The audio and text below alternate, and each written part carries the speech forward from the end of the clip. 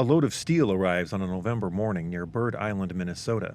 The 7-acre site on the edge of town will host a 1.4 megawatt solar garden, enough energy generation capacity to power roughly 200 Minnesota homes. It is one of dozens of solar projects in Minnesota that fall under the category of community solar, where solar energy is sold directly to consumers rather than adding electricity to the general grid. I think there are a lot of people who'd really like to participate in solar, but for whatever reason, they don't have the right roof, they don't have the right money right now, they're not in an area where it seems tenable, but they really want to participate. They're watching clean energy happen around them, and they want to know, this is for me too. Minnesota has more solar capacity in the community solar category than the entire country combined, the result of legislation signed in 2013. I think the fact that there is not a cap on how much community solar can be developed is a big part of that magic formula. But because there's not been a cap, it has really allowed that private sector development to continue as long as there are households who want it and area available to do the development. It has grown just leaps and bounds in a continuous way. Statewide, there are over 400 community solar sites generating over 825 megawatts of electricity. While 28,000 community solar subscribers purchase the solar energy, only 14% of the energy is used by residential customers. Called community solar gardens, the legislation encourages the use of a commercial or government purchaser as an anchor subscriber. This helps those planning solar gardens to acquire financing for the project and provides a pathway for the purchase of energy left over as residential subscribers come in and out of the program. The Minnesota Code for Community Solar also requires the energy generated by a garden to be used by a subscriber in the county of generation or an adjacent county. The rule has resulted in a surplus of landowners in some areas interested in leasing acres that lack enough potential customers in the immediate area to justify a project. Electrical wires don't stop at a county border. There's a disconnect because there's wait lists of people that want to subscribe to these projects, and there are wait lists of people that want to host it on their property. And there's just this artificial barrier in between that says that you two don't line up. When community solar developers propose a solar project to a landowner, they focus on the consistency of the project. It is similar to the residential subscriber message. It's take control of the value that you can generate from your property. You know, if we're approaching a farmer landowner, we are likely proposing to only occupy a portion of their property, and we can offer typically higher rates than can be earned through traditional agriculture, but we're not prohibiting the continued use of agriculture.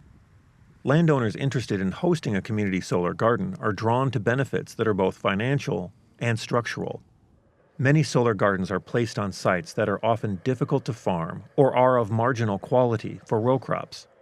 Leases can result in income that is a multiple of potential crop income in a given year, and that rate is guaranteed for up to 25 years. Solar's impact on Minnesota agriculture has been limited. Less than 20,000 acres of solar projects have been completed in the state, a small footprint compared to the 1 million acres of Minnesota farm ground that are in CRP, and a sliver of the 25 million acres devoted to agricultural production in the state.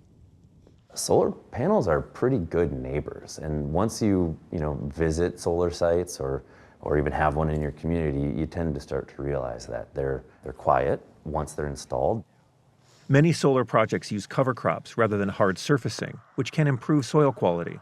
This can both limit erosion and filter runoff, which can improve the water quality of nearby lakes and streams. Many of these areas benefit from being grazed, which can provide another revenue stream for the landowner. The solar industry is also experimenting with growing row crops and vegetables beneath solar panels, finding both yield increases for the crops and performance improvements in the panels. Community Energy Futures of Minneapolis has spent the last decade building community solar gardens as a co-op, focusing on residential customers for the majority of their electricity volume. Working in urban environments, they have sited solar gardens on the roofs of structures like churches, government buildings, and a parking ramp in downtown Minneapolis. A government or nonprofit acts as the primary buyer of the electricity, while the majority of the electricity is sold to residential customers. Xcel Energy, which services 3.7 million electrical customers in 8 states and is the primary electrical provider in the southern half of Minnesota, issues a credit to residential customers who purchase electricity from community solar gardens. Community Energy Futures has been seeking out households with lower incomes to join the co-op and help them earn discounts on their electric bills. Luckily, being in this state, there are people like I mentioned that just get co-ops right away. I don't have to put panels on my house. I don't have to pay anything up front.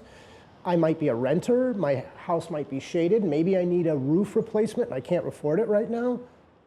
Solar garden developers say most subscribers will see electrical rates drop when they sign up with a CSG.